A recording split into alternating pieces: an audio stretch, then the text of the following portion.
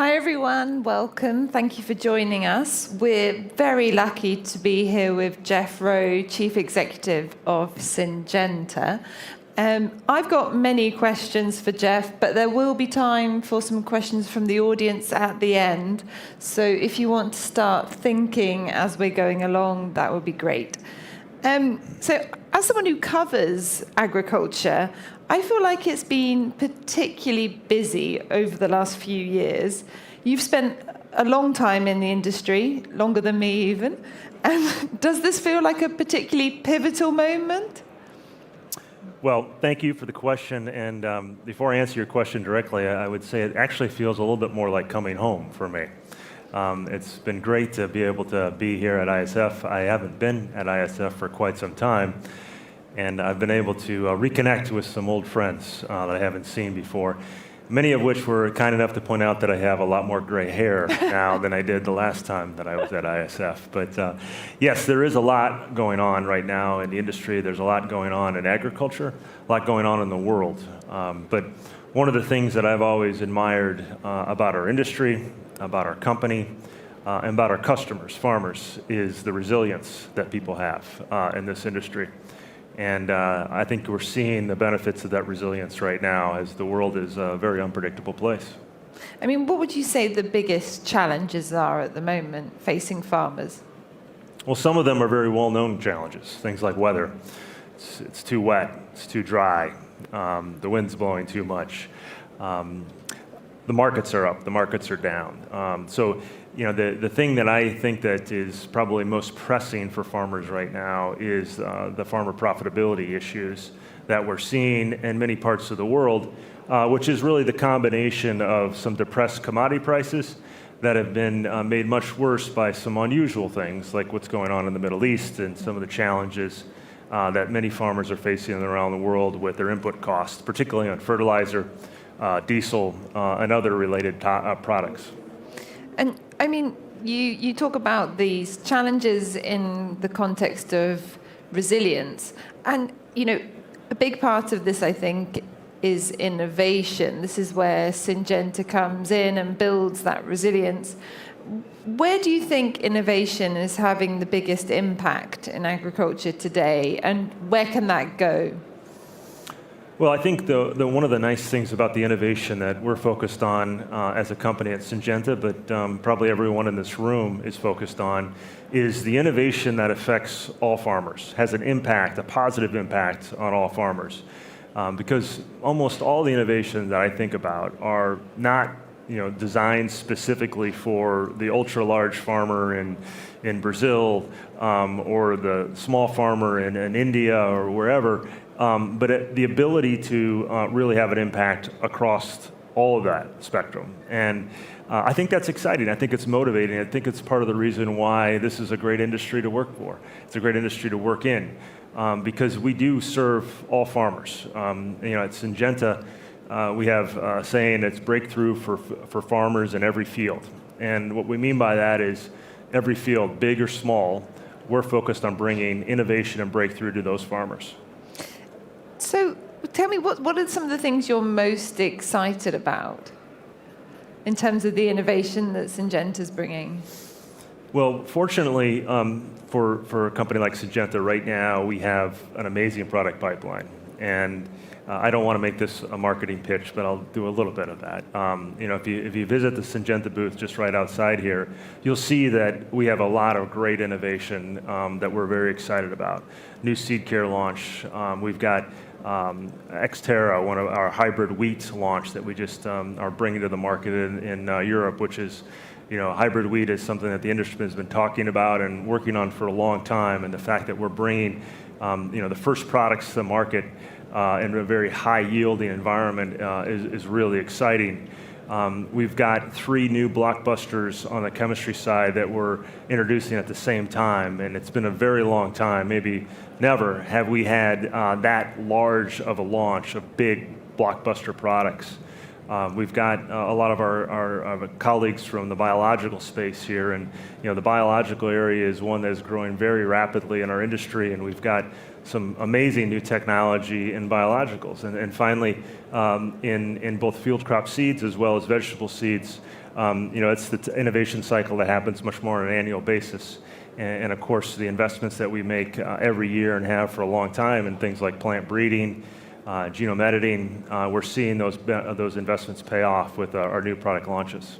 And how much is artificial intelligence playing a part in this, in driving the innovation, driving the product development, and pushing Syngenta into the future? Yeah, I don't want to sound like every other CEO in the world by saying artificial intelligence is really important, but it is really important. And we at Syngenta have been very focused on artificial intelligence and how it can improve the efficiency of our supply chain and production cycle. We have a very diverse, complicated supply chain that's very global in nature. But also, very importantly, how we can get our products, our innovation to the market faster. And we're very fortunate in the fact that a big part of what I've learned of how you can really start to use artificial intelligence, not just talk about it, but really start to use it, is really the quality of your data. And many of the investments that were made quite a long time ago within Syngenta to improve the quality and the central nature of our data has allowed us to now be able to accelerate how we're using artificial intelligence to get to real solutions. But to me, there's really kind of three big categories. It's production, supply chain, very advanced, and how we're using artificial intelligence and agents in that space to be able to do that job more effectively, more efficiently. The second is all about R&D. Syngenta spends about $2 billion a year in R&D.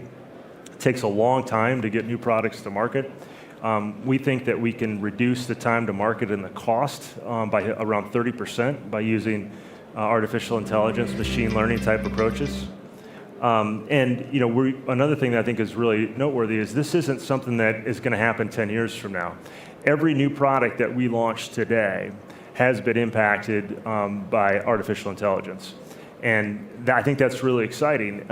But what's really, I think, even more exciting than that is the trend. The trend is that we're using it a lot today, but you can see the disruptive power of this innovation and the disruptive power of how this is going to change, I think, virtually every part of our company, and I think every part of society.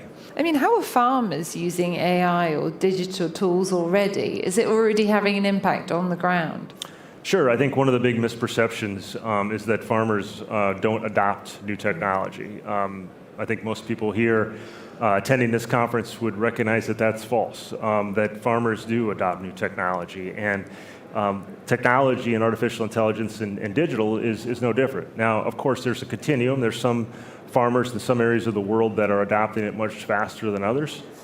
But if you think about all the decisions that farmers make on a seasonal basis, they're very complex decisions based on a lot of different data input. And what we've seen in companies like Syngenta, one of the most powerful things about artificial intelligence is you have these different layers of data, and then being able to use artificial intelligence to find the correlations that exist between those different layers of data in a way that no human being could possibly do.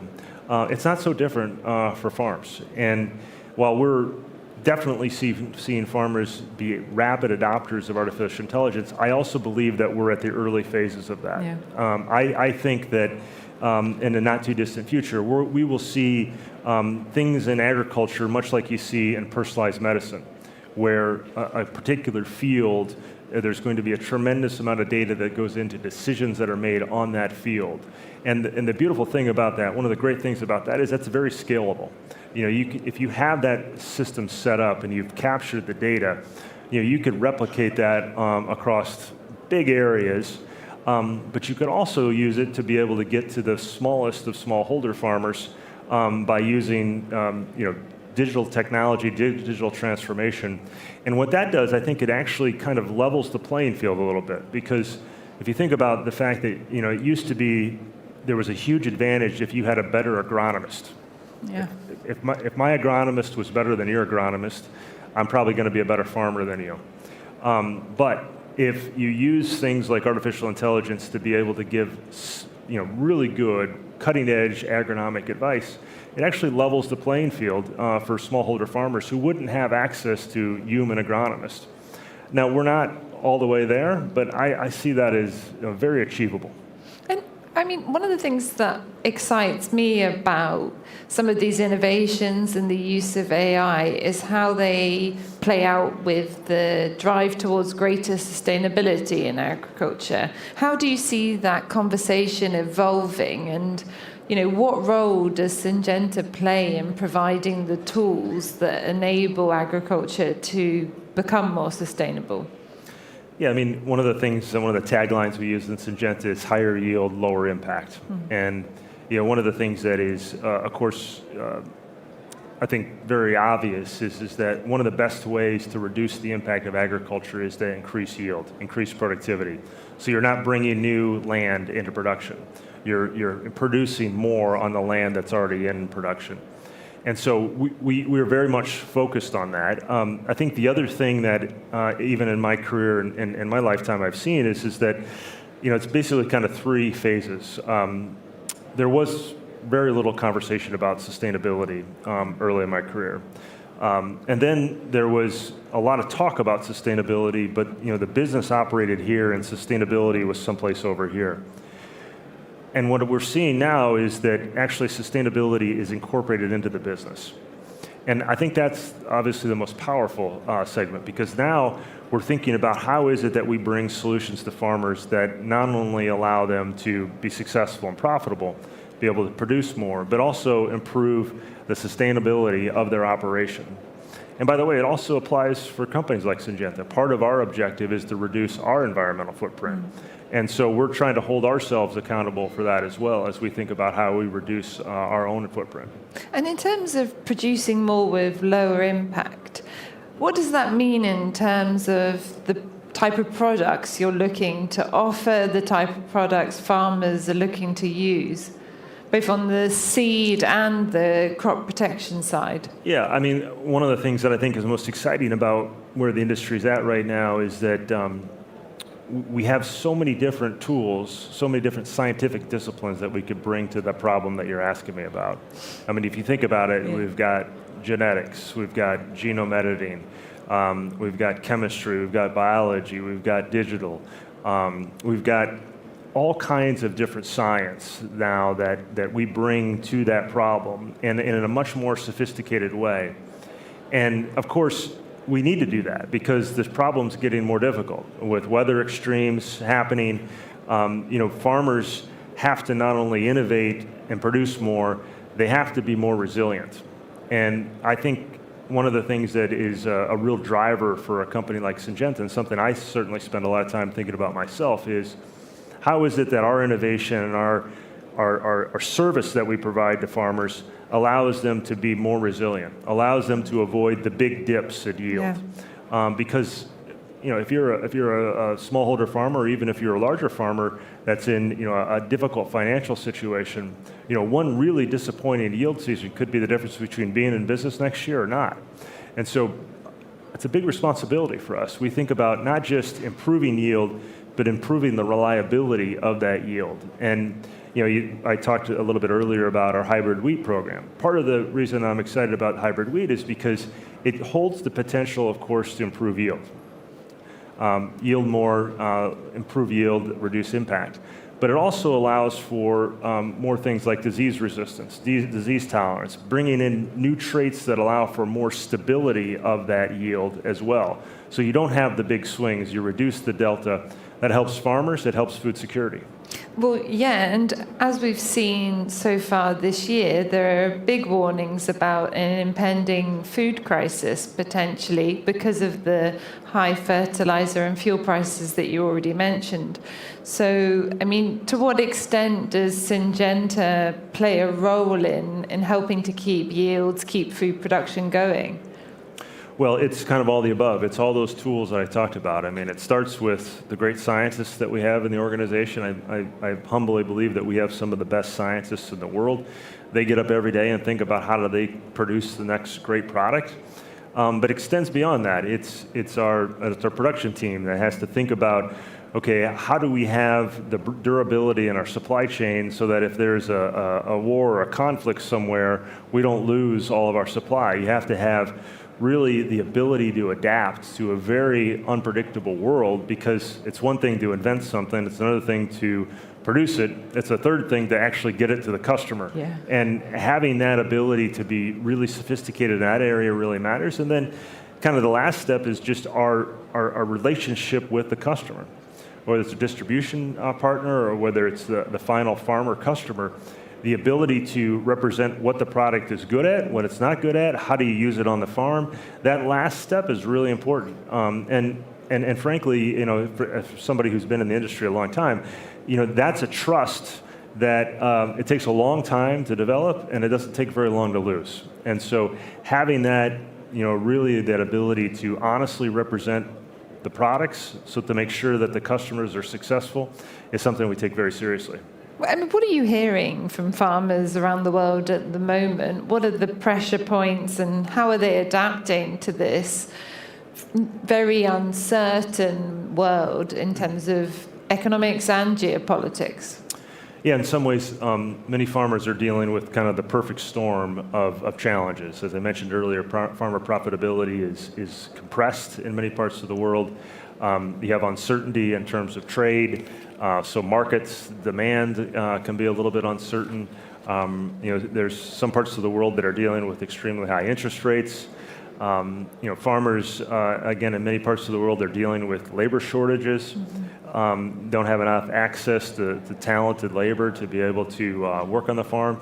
So there's a lot of challenges out there. Now, I say that, but I'm also very optimistic, because what I see is an industry and a customer group that is not going to give up easily, and we'll find a way. And we've been challenged before in this industry. There's been many examples of situations where we weren't sure how we were going to get to a solution, and we always find a way. Now, I do think it does take more than just the willpower of farmers and the innovation of companies like Syngenta. It also takes a science-based regulatory system. Yep. And in Europe, in particular, we've had some real challenges in this space. The ability to continue to bring innovation all the way through to commercialization in a way that is based on real science, a real regulatory system that is based on science and reliable. It matters a lot in this world. And I wish I could tell you that was all going in the right direction. I don't think it is. And I think there's real reason to be concerned about that.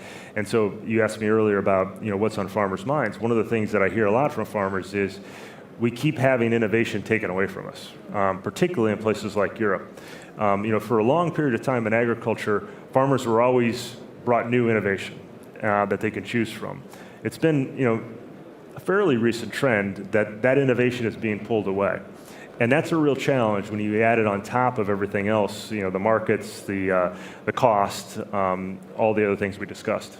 Is there anything in particular in Europe that's been taken away, or any particular policy that's been detrimental? Well, it's been most acute in the crop protection space, but it's not limited to that. I mean, Europe is currently looking at genome editing, new breeding technique regulations. That's very important to this audience, and there's some really key decisions being made, not just in Europe but other parts of the world. It's going to be really critical to how rapid those innovations could be brought to farmers, how rapid and how consistent they can be brought to farmers.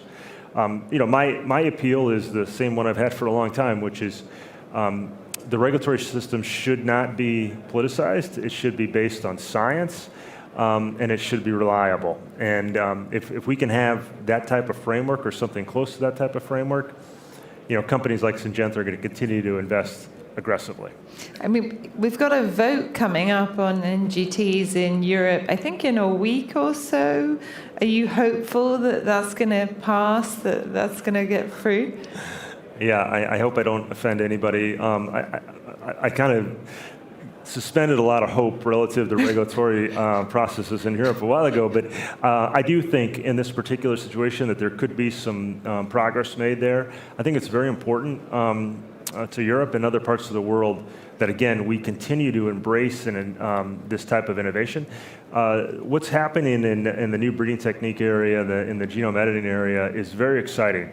There's, I won't get into all the details because there's a lot of people here that know much more about this than I do, but if you think about the knowledge that we've been able to learn in DNA and genes and how they are expressed in plants in particular, and then you combine that with the computing power and things like artificial intelligence, the potential there is really great. And I think we've seen some real progress. The pipeline looks even more exciting, which is often the case in the industry.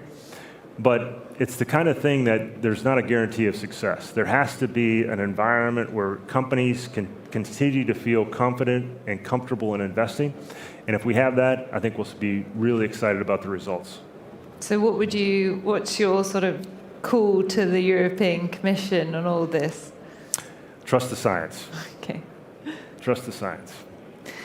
On that, I would like to open up to the floor if anyone has any questions. I'm blinded by the lights, so I can't see any hands. No? All quite shy today. I mean, I had a slightly a question on a different topic. I'm sort of interested in how farmers are aging, and we're seeing this consolidation within the industry, and I know this is something you've spoken about in the past. How do you encourage more young people to go into agriculture and to see it as an attractive industry, or whether that be farming or whether it be in ag tech? Yeah, it's a great question, and you're right. It's a topic that I actually care a lot about. I think the ability to talk to young people about the opportunities that exist in agriculture, I think is really important. In fact, I just spent some time with a group of young people that are here at the conference this week, and they're here from all over the world, and it's just fun to talk to people like that. Young people who are excited about agriculture, they're excited about the future. It's fun, it's motivating, they're asking a lot of really, really good questions. And one of the things that I really encourage them to do, actually, because one of the gentlemen asked me, he said, how do you suggest that we get more people interested in agriculture? And I gave him an answer that may have surprised him. I said, go talk to an older farmer.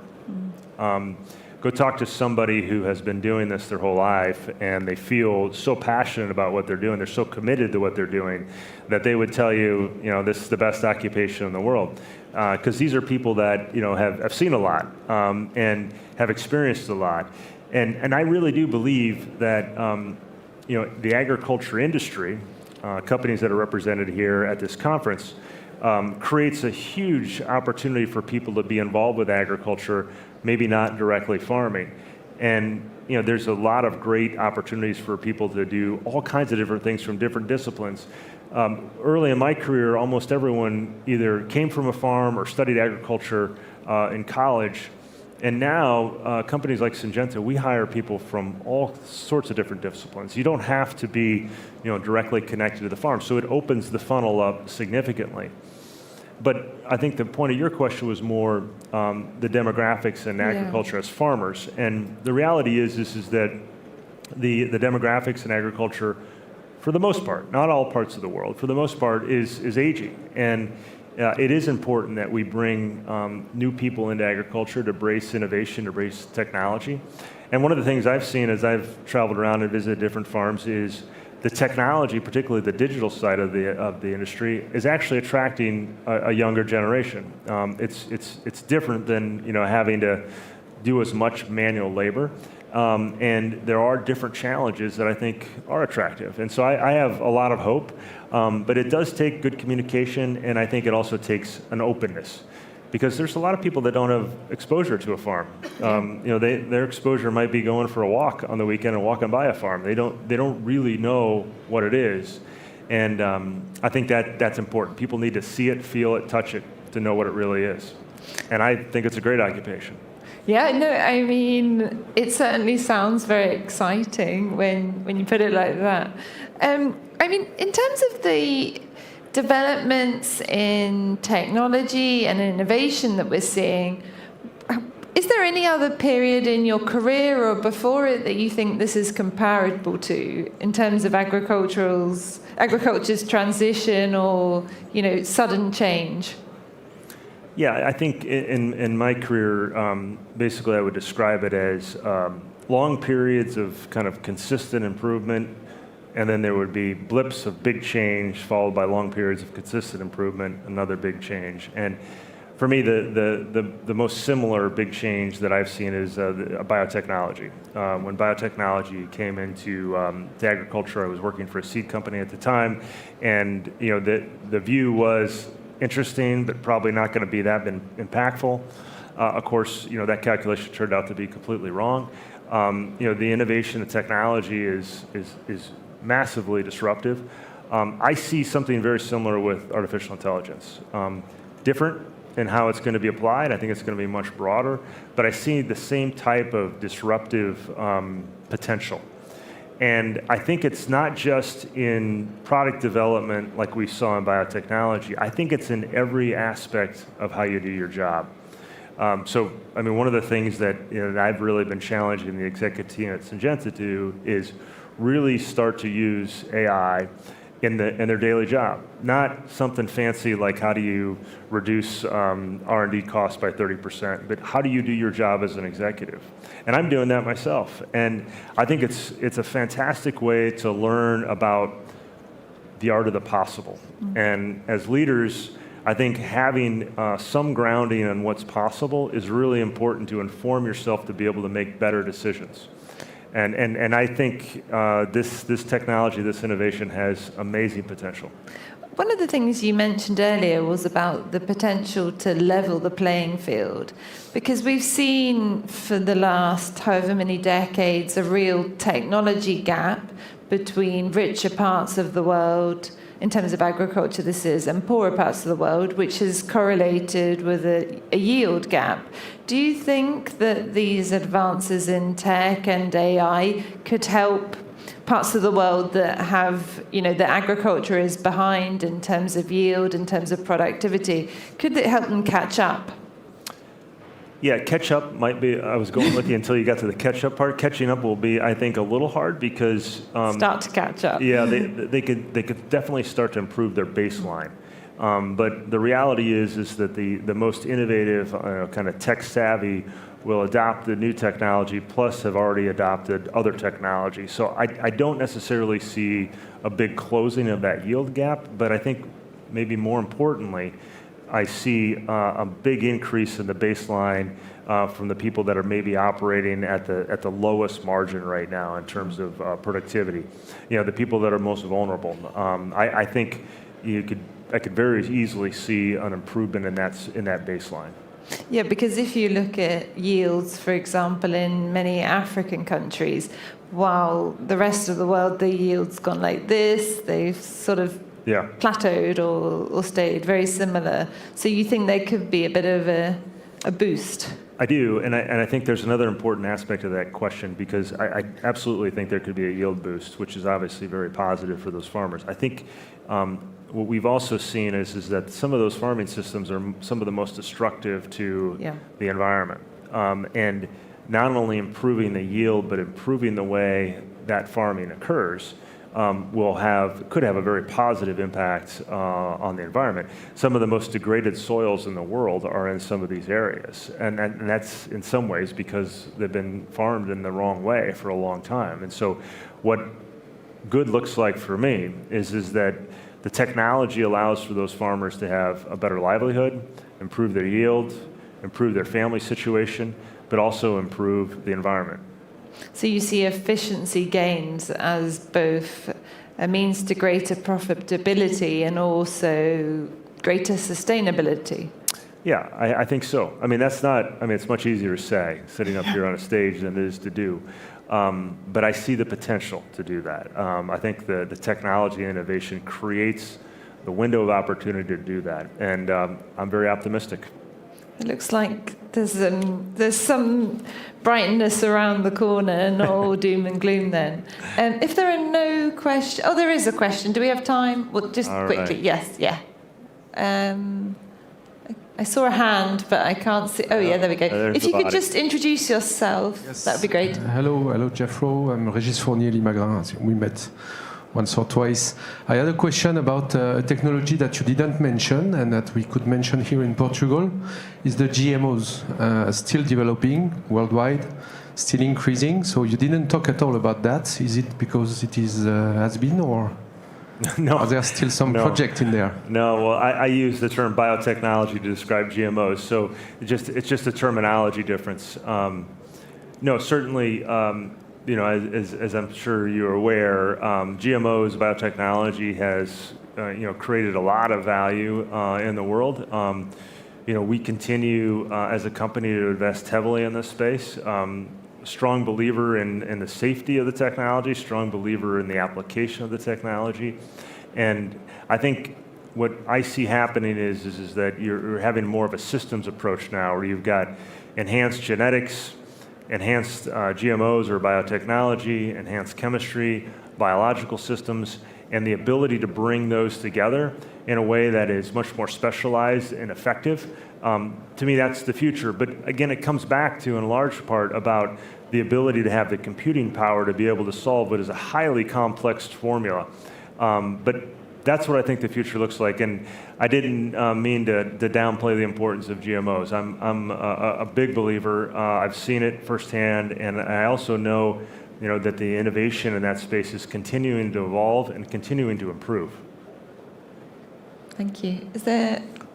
Oh, now all the now we're getting questions. Do we have time for one or two more? I got time. I'll take it that we do, yeah. Okay, go ahead. Hi, Jeff. My name is Blanca from Elfin Consulting. You talked a lot about science-based innovation, right? My question is, what can Syngenta as a company do for gain the public trust in agriculture and innovation, especially in Europe? In Europe? Yes, Yeah. thank you. Good, thank you for that question. I'm not one of these people that think that the industry's been perfect on this by any means. I think, particularly, the last gentleman asked about GMOs. I mean, I think the industry has done a relatively poor job in engaging with the public about why innovation is important to agriculture, why it's important to food production, why it's important to farmers, and why people should trust the science and the regulatory system that is reviewing this innovation. I still, maybe somebody in the room can explain this to me, it still boggles my mind that almost every other portion of society rapidly embraces innovation and technology, except in this space, where people say, I'm not sure I trust it. And we have, particularly in the area like GMOs, we have some of the most highly regulated, highly studied food in the history of mankind. And so we have not done a great job of making the case of why that's important. And we need to do a better job of explaining that to people. I mean, I think part of the problem is that society has grown further away from the farm. A few generations ago, particularly in a country like the US, where I'm from, almost everyone was from a farm or a generation removed from the farm. And so they knew where their food came from or had an understanding on food production systems. Now, many people have never been to a farm. They don't know how it works. And that is a bit dangerous, particularly if you think about policymakers who are disconnected from the reality. So that's just a fact. And we as an industry can either just sit around and complain about it, or we can engage and try to help improve kind of the knowledge base. And I think we need to do the latter. We need to engage, we need to help inform people, and we need to listen to the questions too, by the way. It's not like we have all the answers. I'm sure people have some very legitimate questions and concerns. Let's have that conversation. Thank you. That was a great question. One more, I think. I think there was one in the front. Okay, I'm Marisa Borja from the Syngenta Research Group, and my question is related to conventional chemistry versus biologicals, because we do see a lot of innovation in biologicals, I mean from microorganism to biochemicals to everything, but I don't see that much innovation in conventional chemistry. So do you believe we'll see another round of innovation in conventional chemistry, or the regulatory barriers will be so hard that we will not see new chemistry coming in the next decade, I would say? And just a clarifying question, when you say you're not seeing it make it commercially, or you don't think it's happening? I don't see it arriving to the market or to the regulatory space. Okay.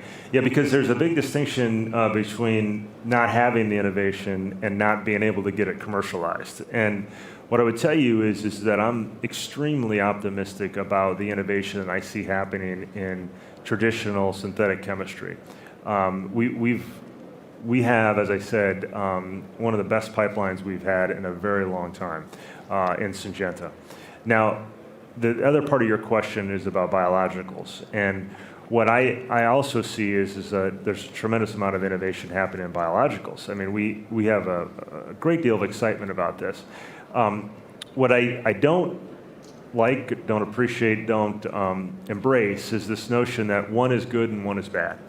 And it's easy for people to kind of get into this notion that says, well, all we need is biologicals and synthetic chemistry can go away. I can tell you, I think that is a recipe for disaster. I think the intelligent solution is to continue to innovate and invest in both areas, but also find the synergies between the two. And one of the things that we're most excited about at Syngenta is the combination of synthetic chemistry solutions, new chemistry, new AIs, which, by the way, Syngenta will have 20 new AIs in the next 10 years.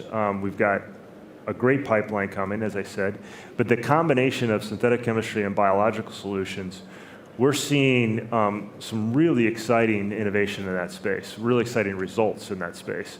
And I think if I were to predict the future, I think there will be much more of this marriage between biological solution tailored to solutions on the synthetic chemistry side that is kind of the best of both worlds. But my main point is one's not good and one's not bad. What we're looking for is a solution, and sometimes that solution will be the combination of those two things.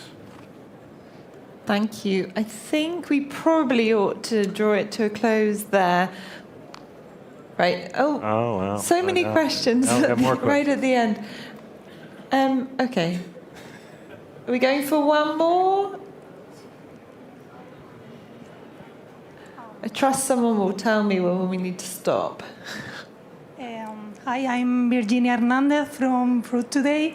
Last week, I had the opportunity to visit Syngenta's new research center in El Ejido, Almería. I would like to know the relative importance of Spain and Portugal in Syngenta's regional business. Additionally, if the European Union ultimately approves gene editing, would your investment in Europe increase and in Spain? Thank you for the question, and thanks for attending the event. Iberia, this part of the world, is very important for Syngenta. We have a very diverse pipeline of products here. One of the most diverse we have in the world, actually. So, if you look at the success of the business here, it's really the combination of synthetic chemistry, historical chemistry products, biological products. We have a very nice vegetable business here. We have a nice field crop business here, led by sunflower. So it really, in some ways, kind of showcases the diversity of the innovation that Syngenta has. It's also, of course, a very important agriculture producing part of Europe and in the world. We've been here a long time, and we're going to continue to be very invested in this part of the world. To your question about genome editing, if genome editing regulations are clear and they're definable, I think it absolutely will foster more investment in this space, and even more importantly than the investment, I'm confident that farmers in Europe will see a benefit. And in an area, again, as I mentioned earlier, where farmers in Europe clearly haven't been able to access a lot of new innovation in some areas, I think it's really important to unlock some of that innovation, and gene editing is a good opportunity. Brilliant. I think that's a great place to close the session. Thank you so much, Jeff. That was really interesting, and thank you to the audience for coming. Thank you. Thank you.